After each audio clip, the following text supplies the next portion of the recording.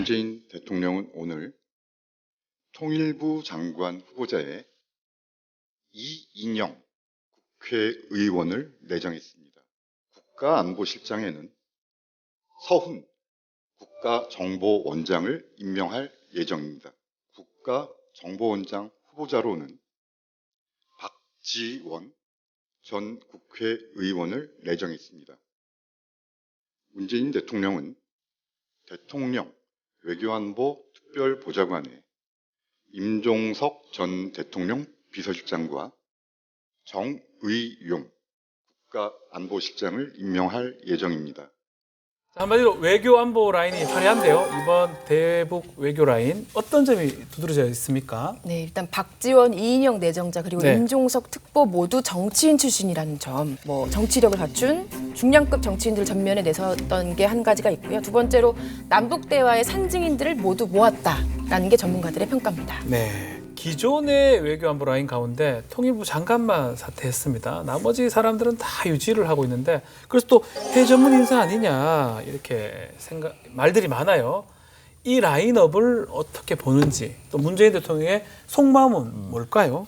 회전문 인사라는 비판을 감내하더라도 강행한 것이다라고 저는 볼 수밖에 없습니다. 결국은 남북 대화라는 것 자체가 사실은 고도의 연륜과 경험이 중요합니다. 네. 그리고 지금 당장 미국 대선을 우리가 유심히 지켜보는 것이 트럼프 대통령처럼 굉장히 전향적으로 북미 대화에 나섰던 미국 대통령이 없었어요. 그러니까 당장 바이든 후보가 지금 대통령이요? 바이든 후보가 민주당에 출마해서 대통령이 된다면?라고 하면 사실은 지금 남북 관계가 모두 제로 시계에서 다시 시작해야 될 수도 있습니다. 실제로 바로 직전에 민주당 대통령이었던 오바마 대통령 대북 정책에 대해서 전략적 인내라는 정책을 펼쳤습니다. 그렇기 때문에 바이든도 만약에 대통령이 되면 그 기조를 그대로 따를 가능성이 있습니다. 네. 근데 그 전까지 우리 정부는 뭔가라도 하겠다라는 의지를 보여주는 것이고 어쨌든 정부의 의지를 보여준 것으로는 충분했다라고 저는 생각합니다.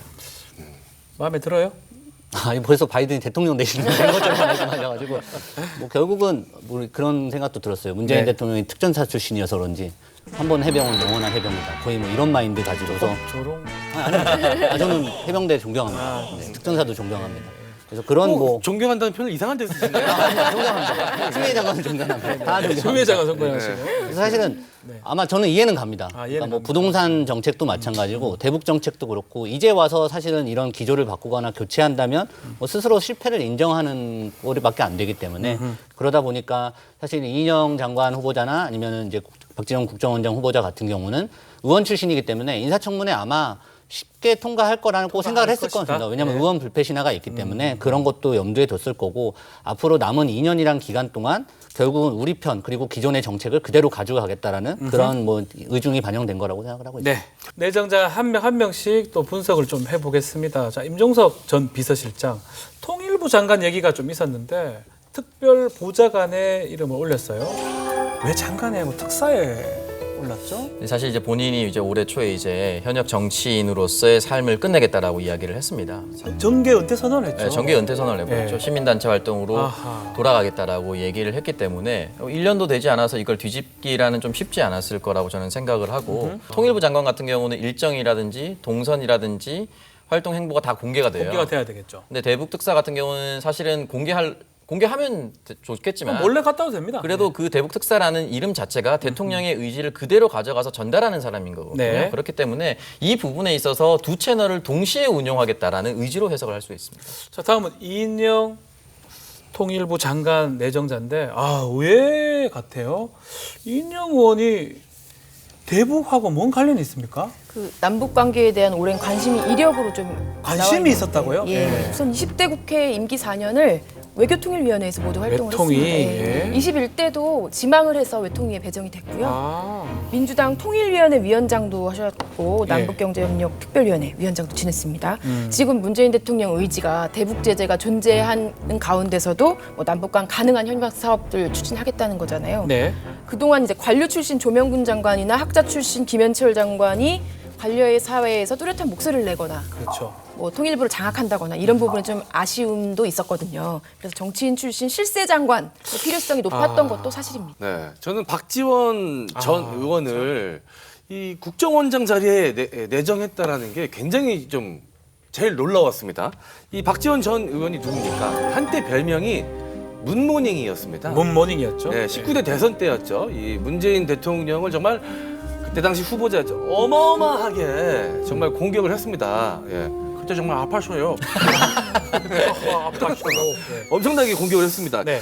그 가장 껄끄러운 인물일 수도 있는데 이 국정원장 자리에 임명을 한 배경은 무엇일까요?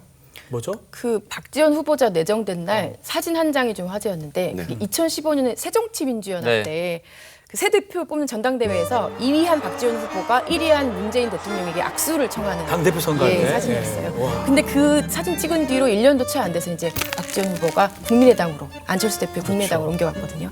두 분 악연이 어느 정도였냐면 전당대회 과정에서 박지원 후보가 하도 친노가 당을 지배하고 있다 이런 공격을 너무 해대니까 네. 문재인 후보가 친노 비노 좀 그만 좀 하라. 아하. 가장 저질 토론이다. 아하. 이렇게 발언했을 정도입니다. 네. 그런데도 문 대통령이 직접 이번에 박지원 후보자를 로 가닥을 직접 잡았다고 해요. 직접 잡았다고요? 사실 기본적으로 이번 인사 보면 이제 서훈 그리고 정의용 이 두 분이 아마 좀 외교 관계를 좀 많이 키를 잡을 것 같고 나머지 분들은 이제 북한과의 북한 대화 관계죠. 뭐 이런 예. 쪽인 것 같은데 실제로 정의용 전 안보실장 같은 경우는 문재인 정부가 워싱턴에서 좀 너무 좌파적이다, 친북적이라는 인식을 좀 희석시키는 데 도움이 됐다는 평도 분명히 존재를 합니다. 근데 문제는 지금 불과 지난주만 해도 지금 세계보건기구 탈퇴를 해버렸단 말이에요. 미국 같은 경우는. 어디로 튈지 모르는 상황에서 네. 과연 단순히 이걸 서훈과 정의용 두 사람이 과연 이 대미 관계를 이끌어 나갈 수 있을지. 외교 안보 특보라는 거는 사실 북한과의 관계만 하는 건 아니잖아요. 전체적인 외교 문제에서 그렇죠. 사실 너무 이번 인사가 그냥 북한 대북 관계에만 좀 치중된 건 아쉽다. 아닌가라는 좀 아쉬운 부분이 있습니다. 그렇군요.